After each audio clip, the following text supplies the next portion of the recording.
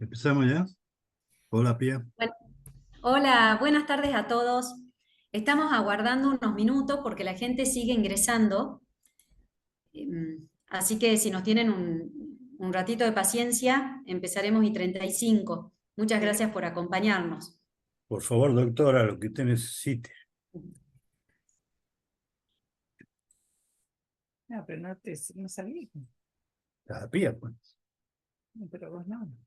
Sí. Usted no está Si conectado. pueden silenciar los micrófonos, les agradecemos. Bueno, Así ya. tenemos un orden en la sala.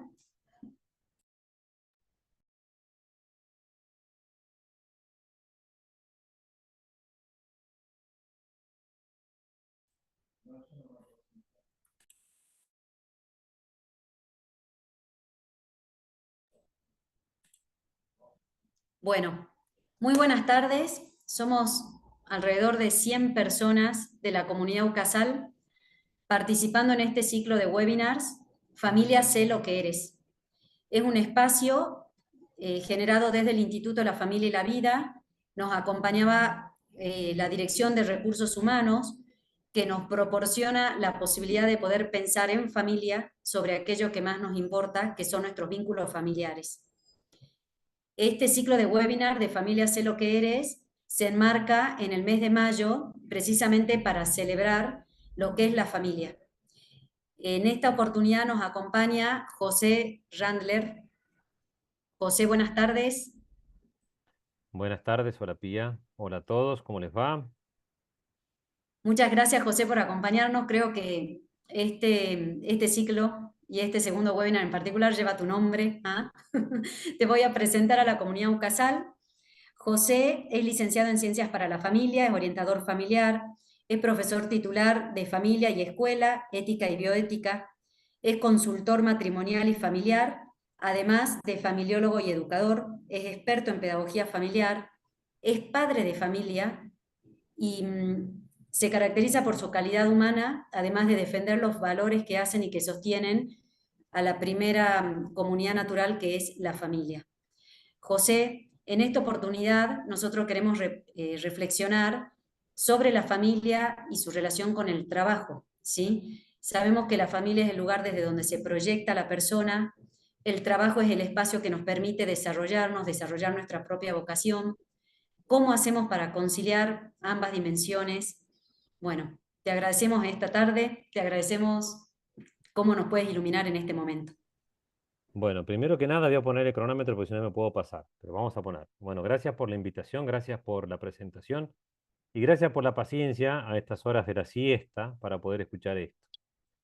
Yo cuando me propuso Pía hablar de esto, yo pensaba cómo encararlo y cómo tomarlo, ¿no? Entonces se me ocurrió un título que quizás puede significar mucho, ¿no? Lo titulé Memoria Doméstica. Em, y ahora veremos por qué. Sobre todo, vayamos entrando, vamos a ver por qué motivo se me ocurrió esto de memoria doméstica. Hay un estudio que es quizás, bueno, es el más largo que se ha hecho en la historia, en la historia de la investigación y sobre todo en este tipo de temas, que es el estudio que fue sobre la felicidad humana que hicieron en Harvard y que se llama The Good Life, que hicieron Waldinger y Schultz, y encontraron que la fuente o la mejor fuente de felicidad es una red social activa, ¿sí? Es decir, aquellas personas que se centran en sí mismas, ¿sí? No alcanzan los niveles de felicidad esperados, ¿sí? En cambio, cuando la búsqueda personal es centrada en la búsqueda de la felicidad del otro, las posibilidades de alcanzar la felicidad o el estado de plenitud son mayores, ¿no? Tal es así que las personas, esto comillas, ¿no? Las personas más conectadas con la familia, los amigos, su comunidad, son más felices y están físicamente más sanas, ¿sí?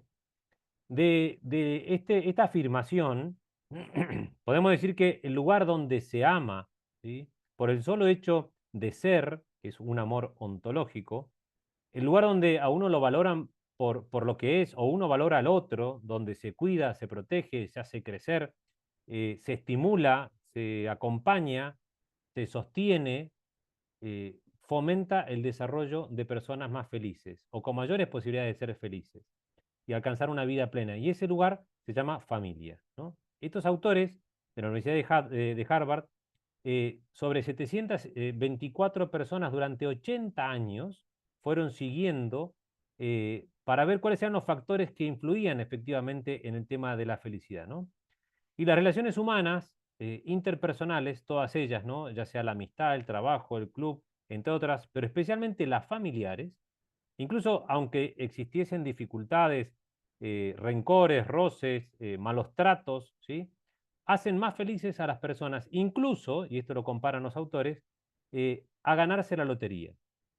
Yo creo que todos los que estamos acá decimos, bueno, tampoco tan exagerado, ¿no? La lotería sería interesante ganársela. Por supuesto que sí, pero nos haría mucho más felices tener un tejido familiar distinto. Por eso Antoine de Saint-Exupéry, en su vuelo nocturno, dice, la calidad de un hombre se mide por la calidad de sus vínculos, ¿no?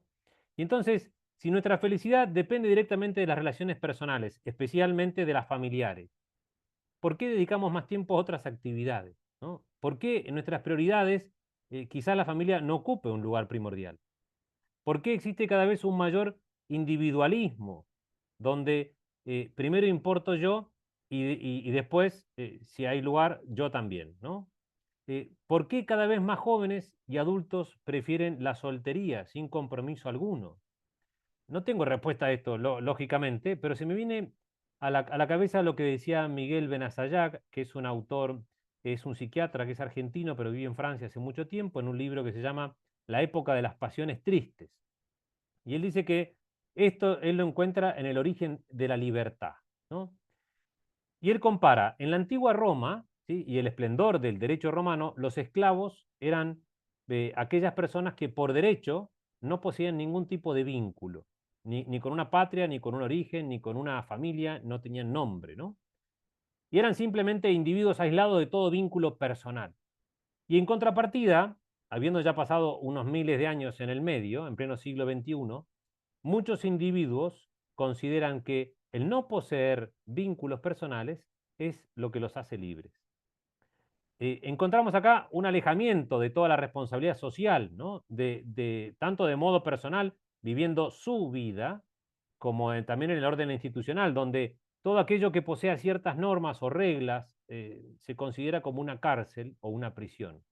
Acá el contrapunto es manifiesto, ¿no? Los esclavos de Roma eran desvinculados de la humanidad, y los libres de nuestro tiempo se autodesvinculan voluntariamente de toda relación que implique compartir una intimidad con otro, ¿no? Y entonces, si nosotros sabemos que la felicidad la da principalmente la calidad de nuestros vínculos, ¿por qué motivo, ¿sí? Cada vez le tenemos más miedo a esto y no nos vinculamos, ¿no?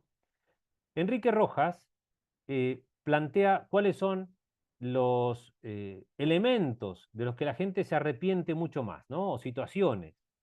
Y veremos acá cómo la felicidad está sujeta a la relación, ¿no? En primer lugar, Enrique Rojas anota que la gente se arrepiente principalmente de haber trabajado demasiado, ¿sí? Como primer arrepentimiento. Segundo arrepentimiento, haberle dado importancia a cosas que realmente no lo merecían. En tercer lugar, no haber sabido disfrutar la vida. Cuarto lugar, no haber sabido ser uno mismo, ¿sí? Muchas veces hacer cosas que otros quieren que yo haga, ¿no? En quinto lugar, no haber tenido o no haber sabido tener respuesta a los grandes interrogantes de la vida. O sea, en el fondo es no haber tenido un trasfondo espiritual, si se quiere, ¿no? Y en sexto lugar, no haberse ocupado suficientemente de la familia. Es decir, se arrepienten de no tener relación alguna. Nosotros sabemos que todos buscamos la felicidad, anhelamos la felicidad, queremos ser felices. Sabemos que la felicidad la dan estas relaciones humanas.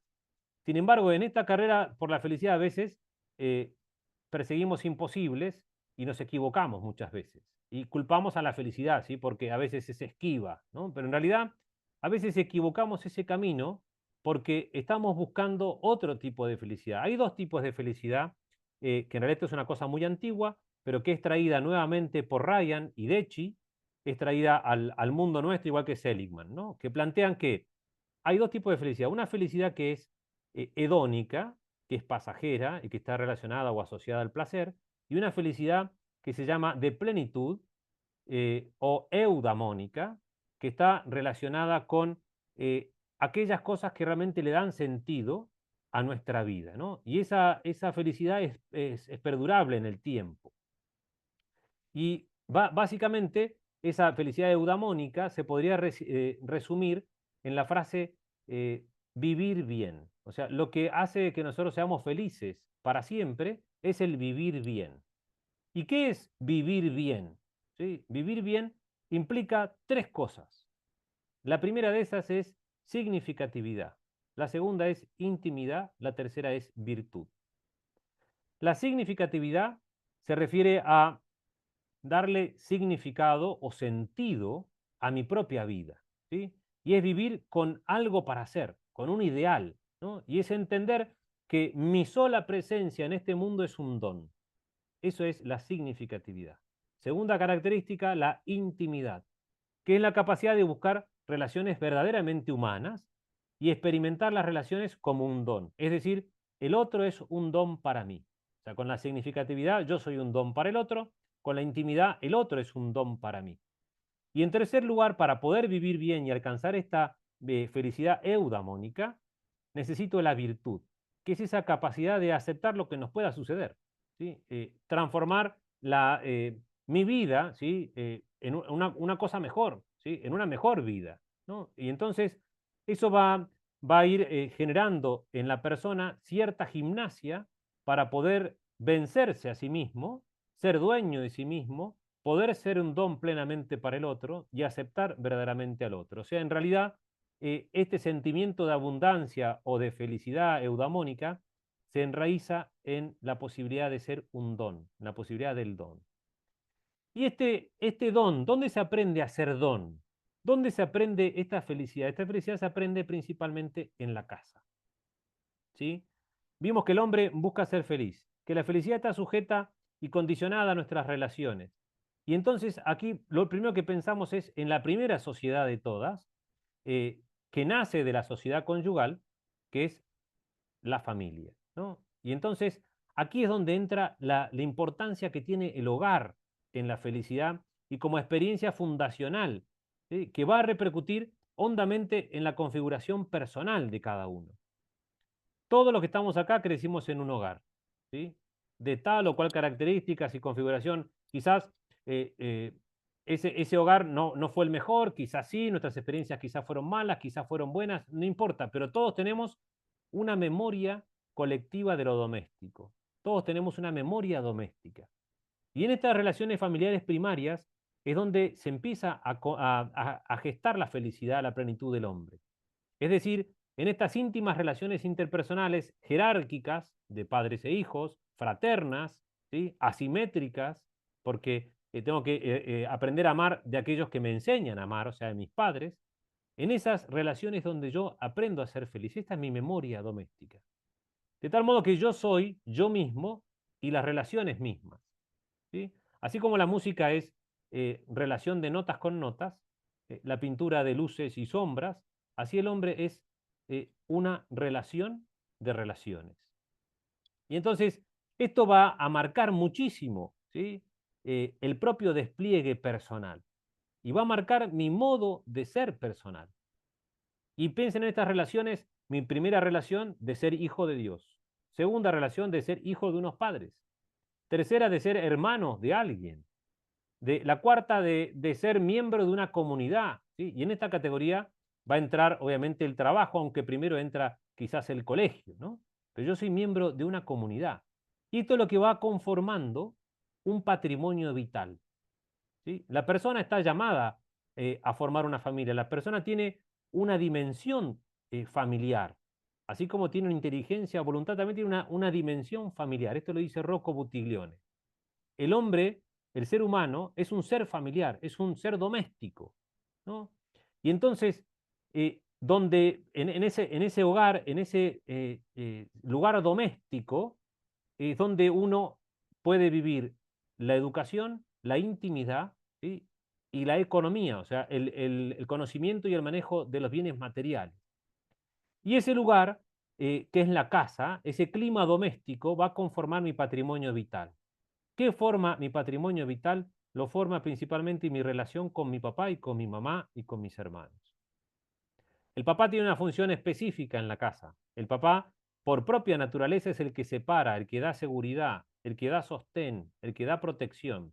Y esto lo empieza a hacer desde el momento de la fecundación, el momento de la singamia, donde el papá aporta el trofoblasto, que es lo que va a conformar la cara fetal de la placenta, va a conformar el cordón umbilical y la bolsa.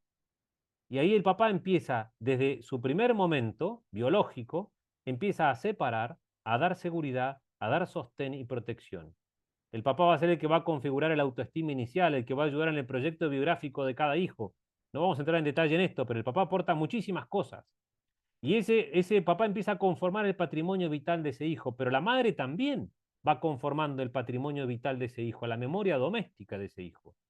Porque la madre aporta esa nutrición afectiva, ¿sí? Es la que colabora en el amor hacia lo propio, hacia el hogar. La mamá es la que funda el hogar, ¿sí? Y da el equilibrio dinámico del amor en la familia y a la familia y a la vida, ¿no? Y esto, en el plano originario de Dios, ¿sí? Lo primero que Dios creó fue esta familia, este matrimonio. Y le dio un mandato, ¿sí? Que tenían que reproducirse y tenían que cultivar ese jardín.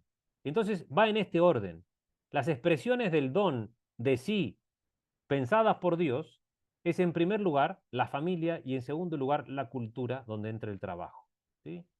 Y como dice la Gaudium et Spes número 24, dice: el hombre es la única criatura creada por Dios que debe amar a los suyos y se realiza por el don sincero de sí.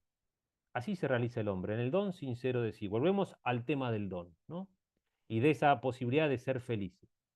Ahora bien, tanto varones y mujeres aportamos a la cultura, ¿sí?, cosas distintas, pero que al mismo tiempo son de una correspondencia exacta.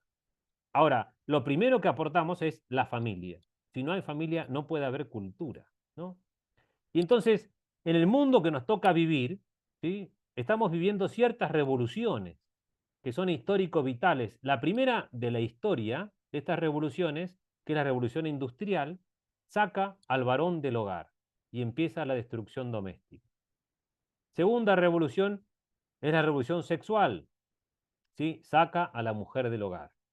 Y tercera revolución, que es la que estamos viviendo ahora, que es la revolución digital, saca al niño de su hogar. Entonces, ese ser doméstico que somos nosotros empieza a ser revolucionado en cierto modo y nos saca fuera del hogar, empieza a romperse ese hogar. Y esto se ve principalmente por la cultura en la que vivimos y que a veces nos cuesta ser independientes de esa cultura en la que vivimos. Esa cultura en la que vivimos es superficial, o sea, todo el mundo piensa de modo superficial, o sea, con poca profundidad en el conocimiento, pero también afectivamente somos poco profundos.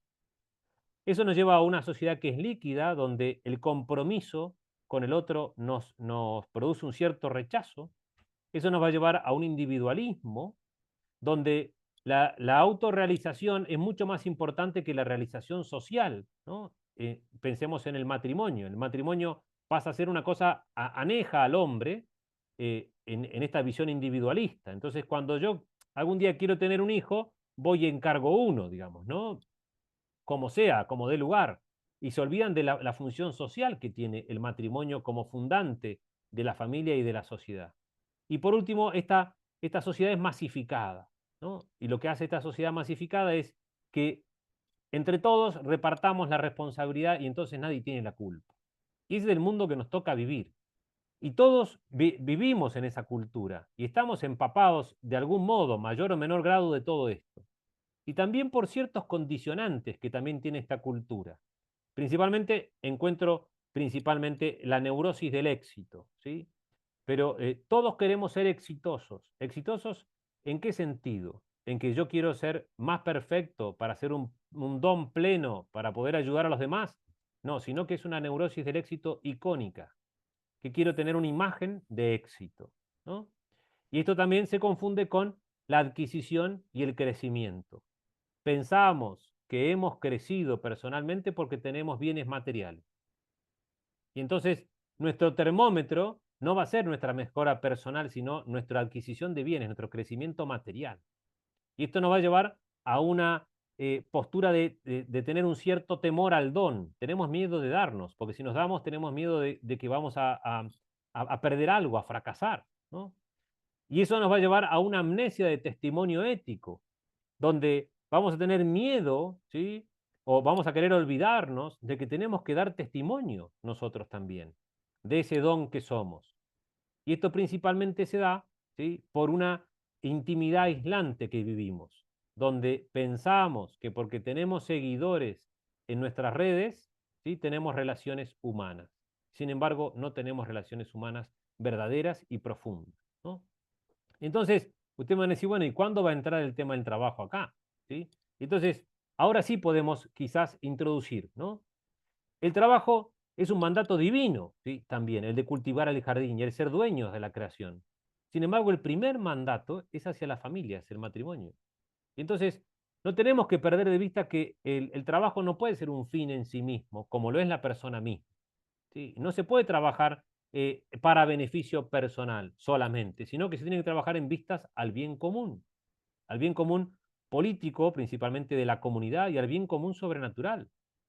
Y entonces, viendo el trabajo de este modo, yo entiendo que todos tenemos necesidad y tenemos que comer, por supuesto, pero uno tiene que en ese trabajo poder cumplir la misión que Dios le ha encomendado, que le ha encomendado desde el origen. Y cada uno de nosotros tiene dones y talentos que tiene que poner al servicio de este trabajo. Y esto parte de esa concepción mía de ser un don y de ser un don para los demás. Y este don se aprende principalmente en el ámbito doméstico. Y de este modo voy a entender, como decía Saint-Exupéry en Ciudadela, que el centinela es dueño de todo el imperio, ¿sí? Por más que sea un centinela, es dueño de todo el imperio si hace bien lo que tiene que hacer. Así, la madre es dueña de todo el imperio, ¿sí? Así el padre es dueño de todo el imperio. Y entonces, cuando el trabajo empieza a perder el foco y el trabajo se convierte en lo más importante de mi vida, pasa a ser un fin en vez de medio, se acaba absolutamente todo. Y entonces, en función de esto, y estoy en 19 minutos 25 segundos, hay 4 posibles actitudes frente a la vida, ¿no? En primer lugar, una posible actitud es ser vagabundos, ¿sí?, que son personas sin hogar, sin vínculos humanizantes, sin poder ni voluntad en este imperio que yo tengo que transformar. Y si ustedes piensan, no existen vagabundos mujeres, o hay muy pocas vagabundas, ¿sí? La mayoría son vagabundos hombres, porque la mujer tiene un sentido del hogar mucho más profundo que el varón. El varón tiene que aprenderlo, ¿no? Entonces, esta posible actitud de ser un vagabundo, ¿sí?, de personas sin hogar y no darle importancia al hogar y simplemente es hacer un trabajo por hacer un trabajo, o tener casa o no tener casa me da lo mismo, en el fondo nos va metiendo en esta concepción de ser un vagabundo, una persona sin hogar, sin vínculos, con lo cual esa persona es muy difícil que pueda alcanzar la felicidad.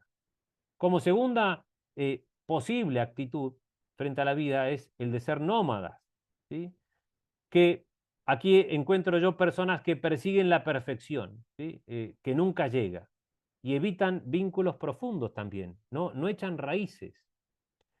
Son huérfanos de sí mismos, ¿sí? No quieren comprometerse con el imperio, no quieren comprometerse con su vida, ni con sus relaciones, ni con su trabajo. Y van de un lado para otro sin ningún sentido. De estos tenemos muchos hoy, ¿no? Que para mí estas personas que circulan por el mundo viajando no son nómadas, sino que más bien son vagabundos, ¿no? No quieren ningún tipo de raíz. También podemos ser peregrinos como tercera opción, que estos sí tienen un hogar, ¿sí?, que lo dejan buscando otro que es superior o mejor, ¿sí?, o más perfecto, o viajan con intención de algún día volver a esas raíces y a esos vínculos primarios. Incluso pueden viajar para poder o peregrinar para poder descubrir cuáles son esos vínculos primarios. Esto es un poco más temporal y quizás puede ser sobrenatural. Sin embargo, el peregrino también sigue moviéndose, ¿no? Y en cierto modo quizás tampoco pueda echar raíces en muchos lugares ni realmente encontrar vínculos humanos con otros. Y como cuarta opción están los sedentarios, que si bien desde el punto de vista de la salud ser sedentario está muy mal, acá lo vamos a poner como una cosa que está muy bien, ¿no? El tener sede, el tener un asiento, un lugar fijo, ¿sí? En algún imperio. Y entonces yo me hago cargo de mí mismo y de los propios, donde puedo sembrar, donde puedo cultivar, donde puedo cosechar, ¿sí? Merecidamente aquello que sembré. Y entonces estas personas se van a ocupar de enriquecer a los suyos y a la comunidad. Y es entender que estas personas son las que van a cambiar verdaderamente el mundo. Entonces, el trabajo de cada uno debe estar en función de ese hogar. Y esta debería ser la medida axiológica y moral, en tanto y en cuanto, ¿sí? En tanto y en cuanto pueda generar y preservar mi hogar, en función de eso voy a trabajar. Esto no implica que ustedes renuncien ahora todos, ¿no?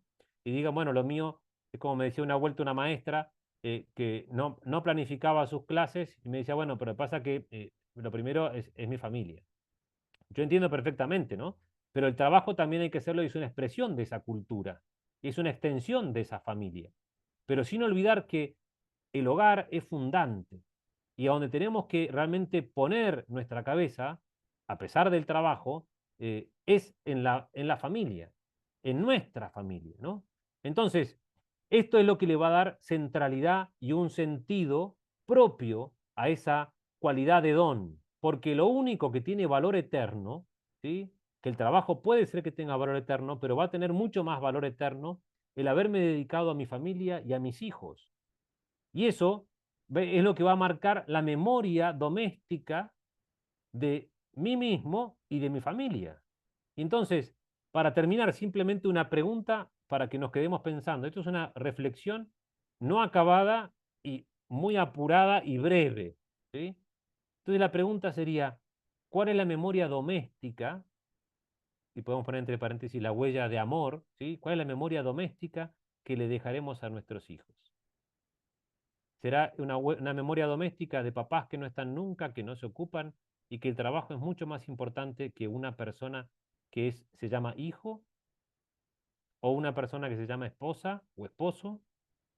¿Cuál es la memoria doméstica que le vamos a dejar a nuestros hijos? Y eso va a permitir, cuando yo responda a esto, va a permitir que uno pueda poner en orden aquellas cosas que valen un poquito más que otras. Simplemente eso, 24:35, muchísimas gracias. José, simplemente gracias. Impresionante, creo que todos nos vamos pensando en la memoria doméstica que nos propones y yo quisiera rescatar para el final esto de la calidad de vínculos, cómo la familia es el lugar central donde uno genera esa calidad de vínculos que puede llevar también hacia su trabajo. Y también el hecho de ser agradecidos, pensar a la familia como un don de Dios, creo que tiene que ser la moraleja de tu charla, que nos quedamos con sabor a poco y ciertamente vamos a tener que volverte a invitar. Cuando quieran, pero pará, que sea presencial, así hay empanadas de por medio, si no, esto es Sí, trampa, ¿no? sí, creo que de este webinar después salen todas las invitaciones presenciales. Así que bueno, no sé si alguien quiere hacer alguna pregunta o por el chat lo habilitamos un ratito. Si bien estamos en horario de trabajo, la verdad que la Dirección de Recursos Humanos es muy generosa con la universidad, con nuestra comunidad, al permitirnos este espacio. De todas maneras, El José, problema es que después lo que acabo de decir, los van a echar a todos, o todos van a renunciar, ¿no? no vamos a venir a trabajar con muchísimas más ganas, te diré, sabiendo que el Pía, trabajo es el sostén de nuestra familia. Pía, ahí quiero Sí, sumar Pau. a lo que decía José María. No sé si todos vieron, que yo la verdad que me encantó, me quedé impactada con una serie en Netflix que se llama Vivir 100 años, que un autor muy conocido, él recorre el mundo buscando las zonas azules, ¿no? Entonces encuentra 5 zonas azules en distintas partes del continente, donde su función, él se instala a vivir ahí unos meses para descubrir por qué se llaman zonas azules, porque son las zonas más longevas de todo el mundo. Es la gente que más años vive y vive bien. Entonces él quería descubrir qué era o cuáles son aquellas cosas que hacían esos lugares, esos lugareños, que hacía que ellos vivan tantos años. Bueno, los invito a que la vean si es que todavía está, bueno, ya la vi hace mucho, pero realmente es espectacular, son documentales de media horita, donde él convive con esas comunidades y se da cuenta lo que decía José María. No tiene que ver en nada la posición económica, ni lo que tienen, ni lo que no tienen, ni tampoco tiene que ver que vayan al gimnasio o que coman ni verdura o solo carne. Él realmente le llamaba la atención que las cosas en común que tenían esas 5 poblaciones eran vivir en comunidad, tratarse ellos como comunidad, compartir tiempo, fiesta, estar felices entre ellos. Por ejemplo, en Okinawa, en Japón, lo que tenían ellos era que la gente mayor era muy acompañada de los parientes, los hacían partícipes de las fiestas, eran los centros de la fiesta, son muy respetados. Entonces eso los hacía a ellos estar constantemente involucrados y metidos dentro de la sociedad, no eran dejados de lado. Y después, por ejemplo, otro lugar que a él le llamó mucho la atención, que está en Costa Rica, que es una población pobrísima, que no tienen nada y sin embargo son gente feliz porque comparte en comunidad. Entonces él después une como en un cuadrito cuáles eran aquellas características que hacía que estas poblaciones sean longevas y era eso, era vivir en comunidad y vivir feliz en comunidad. Ahí se dio cuenta que no era ni comer harina, ni comer ensaladita, era vivir en comunidad con la gente Claro que y sí. quererse, digamos. Y en contrapartida, hay un documental, perdona Adriana, hay un documental que se llama La teoría sueca del amor, que el que tenga estómago puede verlo, pero muestra justamente cómo en Suecia, Sí. aquellas personas, desde que empezó esto hace mucho tiempo, empezaron a plantear la posibilidad de que cada uno viva solo, se fecunde a sí mismo, tenga hijos cuando quiera, y hoy actualmente las personas se mueren en sus casas y nadie sabe quiénes son, por ahí están muertos mucho tiempo, hay empresas o seguros que van a ver cómo están estas personas, sus herencias pasan al Estado, o sea, y es una tristeza absoluta, ¿sí? La teoría sueca del amor. Eh, el que tenga estómago puede verlo, pero es justamente lo contrario, es personas viviendo solas, muriendo solas. Y nos venden a Suecia como si fuese el mejor país del universo, digamos, ¿no? Eh, la contrapartida es esa, ¿no? Es dónde está realmente lo que tiene valor eterno. Bueno, en las relaciones humanas y los vínculos es lo que me hacen persona como tal. De hecho, Juan Pablo II dice que, esto es bastante revolucionario, pero dice que no existen los individuos como tal, sino que existe la persona en relación, ¿sí? Sí o sí. Y dice que la persona es relacional, y dice que es una unidualidad relacional complementaria. Dice que es una unidualidad en el sentido de que somos varones y mujeres y que somos uno entre varones y mujeres. Somos relacionales, o sea, sí o sí estamos hechos para la relación y complementarios. Y no existe la persona individual. Y esto es una cosa interesantísima de poder empezar a pensar. ¿Y dónde me voy a realizar? Me voy a realizar no trabajando solo, sino trabajando en comunidad. No ejercitándome solo o haciendo sino en comunidad. No en una familia, ¿sí? Y la familia reúne todas las condiciones propias de esto, ¿no? Entonces es el lugar donde se desarrolla de modo pleno la persona en sus relaciones, ¿no? Adrián, ibas a preguntar algo, perdón. No sé si me ven y me escuchan. Sí, Adriana, te escuchamos perfectamente. Te comento, Adriana es la directora de Recursos Humanos y es quien nos está posibilitando estar acá reunidos hoy día. Es la que le va a Bueno, mandar un telegrama a todo lo que estamos acá, digamos. Hasta a mí me va a no, llegar un no, telegrama, pero no todo importa. lo contrario. La verdad que te agradezco, José, te agradezco, Pía, esta iniciativa, la verdad, muy, muy buena. Justamente hace muy poco tiempo, hace cosa de 2 meses, nos reunimos varias empresas de Salta, convocadas por Banco Macro, y se trató un tema que se llama la ecología humana, ¿no? Y la ecología humana habla mucho de esto, ¿no? De lo importante que es el rol de la familia dentro del ámbito laboral de las personas que trabajan. Cuanto más involucramos a nuestras familias dentro de nuestros trabajos, más comprometidos están los empleados con la marca, ¿no? Esto es una investigación basada en muchísimas empresas que hacen acciones hacia las familias de sus trabajadores y hacia sus trabajadores también para brindarles posibilidades de compartir más. Yo te cuento, José, que nosotros somos la primera empresa de Salta que implementó la licencia por paternidad. En el Mirá qué afán bueno. de decir que nuestros empleados varones sean tan partícipes de un momento tan especial como el nacimiento de un hijo, como lo son nuestras empleadas mujeres, ¿no? Y no esta cuestión de solamente de que es una cosa de la mujer. Así que todas estas cosas que estamos viendo nos enriquecen porque nos hacen pensar de que se pueden seguir haciendo cosas y que se están haciendo cosas en el camino correcto.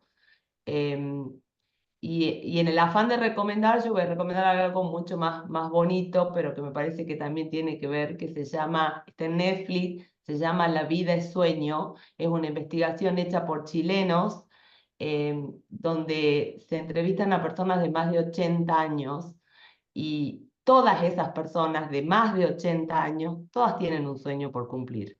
Y esa productora les cumple el sueño, por supuesto, dentro de un set, dentro de cuestiones artificiales, pero es tan emocionante ver cómo las personas, a pesar de que van pasando los años, que se van haciendo más grandes, todavía hay un montón de cosas por vivir. Entonces de eso se trata, ¿no? De estar en comunidad, de seguir viviendo juntos, de seguir soñando juntos. Y siempre decimos, Ucasal es una familia. Bueno, integremos nuestra familia también a Ucasal desde el trabajo y demás. Así que bueno, gracias Pía, gracias José, hermoso encuentro, hermosa charla. Y bueno, y a todos los que están, gracias por participar. Y bueno, nos seguimos viendo todos los miércoles. José, esta es Gracias, la familia Ucasal, que a partir de hoy sos amigo de Ucasal. No, no, no, amigo, no, soy parte de la familia, si no, no tiene ningún sentido. Bueno, mucho más entonces. Muchísimas gracias por todo, José, gracias por tu tiempo. No, por favor, gracias a De acá ustedes. un fuerte abrazo, te despedimos con el mayor cariño del mundo. Muchas gracias. Adiós, adiós. Gracias, gracias a todos por acompañarnos, gracias a Recursos Humanos y al Vicerrector de Formación. Muchas gracias.